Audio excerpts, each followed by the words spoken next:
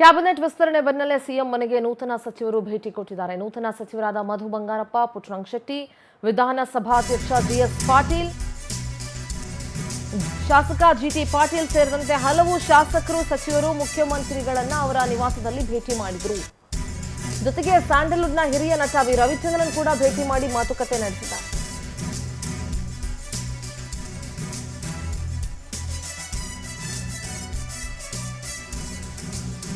Cabinet ವಿಸ್ತರಣೆ ಬೆನ್ನಲ್ಲೇ ಹಲವು ಶಾಸಕ ಸಚಿವರು ಮುಖ್ಯಮಂತ್ರಿಗಳನ್ನ ಭೇಟಿ ಮಾಡಿದ್ದಾರೆ ಅವರ ನಿವಾಸದಲ್ಲಿ.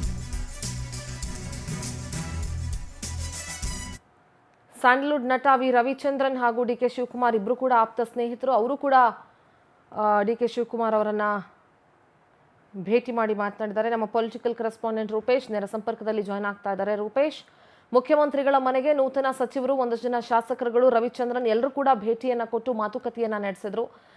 ಏನ್ ನಡೀತಾ ಇದೆ ಸದ್ಯಕ್ಕೆ, ಏನೆಲ್ಲ ಡೆವಲಪ್ಮೆಂಟ್ ಆಗ್ತಾ ಇದೆ ರೂಪೇಶ್? ಸಿಂಧೂರ, ಈಗ ಸಂಪುಟ ವಿಸ್ತರಣೆ ಆದ ಬಳಿಕ ಒಂದಿಷ್ಟು ಗೊಂದಲಗಳಾಯಿತು. ಅದಾದ ಬಳಿಕ ಸಿಎಂ ಅವರ ಭೇಟಿ ಮಾಡುವ ಸಂಖ್ಯೆ ಜಾಸ್ತಿ ಆಗ್ತಾ ಇದೆ. ಮೊದಲನೇದಾಗಿ ಸಾಕಷ್ಟು ಜನ ಆಕಾಂಕ್ಷಿಗಳು ಮತ್ತೆ ಪುನಃ ಅಸಮಾಧಾನಿತರು ಕೂಡ ಭೇಟಿ ಆಗ್ತಾ ಇದ್ದಾರೆ. ಸಿಎಂ ಅವರನ್ನ ಕರೆಸಿಕೊಂಡು ಭೇಟಿ ಮಾಡಿ ಏನೇನು ತಮ್ಮ ಕೋರಿಕೆಗಳು, ಅಹವಾಲುಗಳು ಎಲ್ಲವನ್ನೂ ಕೂಡ ಕೇಳ್ತಾ ಇದ್ದಾರೆ. ಇದರಲ್ಲಿ ಪ್ರಮುಖವಾಗಿ ಜಿಟಿ ಪಾಟೀಲ್ ಅವರು, ಬೀಳಗಿ ಶಾಸಕರು, ಮುರುಗೇಶ್ ನಿರಾಣಿ ಅವರನ್ನ ಸೋಲಿಸಿದವರು, ಅವರು ಕೂಡ ಈ ಒಂದು ಸಚಿವ ಸ್ಥಾನದ ರೇಸ್ನಲ್ಲಿ ಇದ್ರು, ಅವರಿಗೆ ಸಿಕ್ಕಿರಲಿಲ್ಲ. ಹೀಗಾಗಿ ಅವರು ಕೂಡ ಒಂದಷ್ಟು ಅಸಮಾಧಾನ ಇತ್ತು. ಹೊರಗಡೆ ತೋರಿಸಿಲ್ಲದಿದ್ರು ಕೂಡ ಅವರು ಹಿರಿಯರಾಗಿದ್ದಾರೆ, ಪಕ್ಷದ ಸಾಕಷ್ಟು ಕಾಂಟ್ರಿಬ್ಯೂಟ್ ಮಾಡಿದ್ದಾರೆ. ಹೀಗಾಗಿ ಅವರ ಅಸಮಾಧಾನವನ್ನು ಕೇಳಲಿಕ್ಕೆ ಕೂಡ ಇವತ್ತು ಕರೆಸಿಕೊಂಡಿದ್ದಾರೆ. ಅದೇ ರೀತಿಯಾಗಿ ಸಭಾಪತಿ ಅವರು ವಿಧಾನ ಪರಿಷತ್ನ ವಿಧಾನಸಭೆಯ ಸಭಾಧ್ಯಕ್ಷರನ್ನಾಗಿ ಎಐಸಿಸಿ ಒಂದು ಹೆಸರನ್ನು ಕೊಟ್ಟಿತ್ತು, ಅದು ಜಿಎಸ್ ಪಾಟೀಲ್. ಹೀಗಾಗಿ ಜಿಎಸ್ ಪಾಟೀಲ್ ಅವರಿಗೆ ಒಂದಿಟ್ಟು ಅಸಮಾಧಾನ, ಯಾಕಂದ್ರೆ ಅವರು ನೇರವಾಗಿ ಸಚಿವ ಸ್ಥಾನ ಆಕಾಂಕ್ಷಿ ಆಗಿದ್ರು, ಆದ್ರೆ ಅವ್ರನ್ನ ಸಭಾಧ್ಯಕ್ಷರನ್ನಾಗಿ ಹೆಸರನ್ನ ಪ್ರಪೋಸ್ ಮಾಡಲಾಗಿದೆ. ಹೀಗಾಗಿ ಇದನ್ನ ಒಪ್ಪಿಸಬೇಕಾಗತ್ತೆ. ಯಾಕಂತ ಹೇಳಿದ್ರೆ ಈಗ ಮುಂದೆ ಯಾರು ಸಭಾಧ್ಯಕ್ಷರಾಗ್ತಾರೆ ಅನ್ನೋದು ಕೂಡ ಬಹುಮುಖ್ಯವಾಗಿರುತ್ತದೆ ವಿಚಾರ. ಇಂಟ್ರೀಮ್ ಸಭಾಧ್ಯಕ್ಷರಾಗಿ ಇಲ್ಲಿ ಟಿ ಬಿ ಜಯಚಂದ್ರ ಅವರನ್ನ ನೇಮಕ ಮಾಡಲಾಗಿದೆ. ಆದರೆ ಈಗ ಜಿಎಸ್ ಪಾಟೀಲ್ ಅವರು ಪೂರ್ಣಾವಧಿಯಾಗಿ ನೇಮಕ ಆಗಬೇಕಾಗುತ್ತೆ.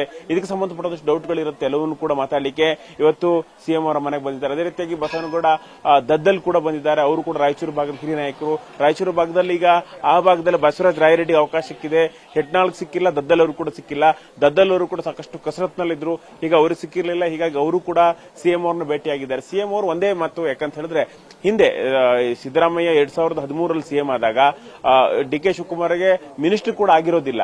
ಹೀಗಾಗಿ ಏನು ಮಿನಿಸ್ಟರ್ ಆಗಿಲ್ಲ ಅಂತ ಹೇಳಿದ್ರು ಶಕ್ತಿ ಇಲ್ಲ, ಕೆಪಾಸಿಟಿ ಇಲ್ಲ ಅಂತ ಹೇಳಿ ಅಲ್ಲ, ಒಂದಿಷ್ಟು ಆದ್ಯತೆ ಮೇರೆಗೆ ಕೊಡಲಾಗುತ್ತೆ. ಇದಕ್ಕೋಸ್ಕರ ನಾನು ಕೂಡ ಹಿಂದೆ ಈ ರೀತಿಯಾಗಿ ಹೆಚ್ಚು ಸ್ಥಾನ ವಂಚಿತರಾಗಿದ್ಕೊಂಡು ಕೆಲಸವನ್ನು ಮಾಡಿದ್ದೇನೆ. ಬಂಗಾರಪ್ಪನವರು ಕೂಡ ಮುಂದೆ ಸಿಎಂ ಆಗಿದ್ದನ್ನು ಕೂಡ ನೋಡ್ಕೊಂಡಿದ್ದೆ. ಅವರು ವೀರೇಂದ್ರ ಪಾಟೀಲ್ ಗೌರ್ಮೆಂಟ್ ಅವರು ಕೂಡ ಸಿಎಂ ಆಗಿರೋದಿಲ್ಲ. ಹೀಗಾಗಿ ಇದೆಲ್ಲಾ ಕಾರಣಗಳನ್ನು ಹೇಳ್ಕೊಂಡು ಮುಂದೆ ಪಕ್ಷ ನಿಮ್ಮನ್ನ ಗುರುತಿಸುತ್ತೆ ಅಂತ ಹೇಳಿ ಮನವರಿಕೆ ಮಾಡುವಂತ ಪ್ರಯತ್ನವನ್ನ ಡಿಕೆ ಶಿವಕುಮಾರ್ ಮಾಡ್ತಾ ಇದ್ದಾರೆ. ಡಿಕೆ ಶಿವಕುಮಾರ್ ಅವರನ್ನ ಅವರ ಸ್ನೇಹಿತರಾಗಿರತಕ್ಕಂತ ನಟ ರವಿಚಂದ್ರನ್ ಅವರು ಕೂಡ ಭೇಟಿ ಮಾಡಿದ್ದಾರೆ. ಹಲವಾರು ವಿಚಾರಗಳ ಬಗ್ಗೆ ಚರ್ಚೆ ಮಾಡ್ತಾ ಇದ್ದಾರೆ. Sindhura, all right Rupesh, thank you ನಿಮ್ಮೆಲ್ಲ ಡೀಟೇಲ್ಸ್ಗಾಗಿ.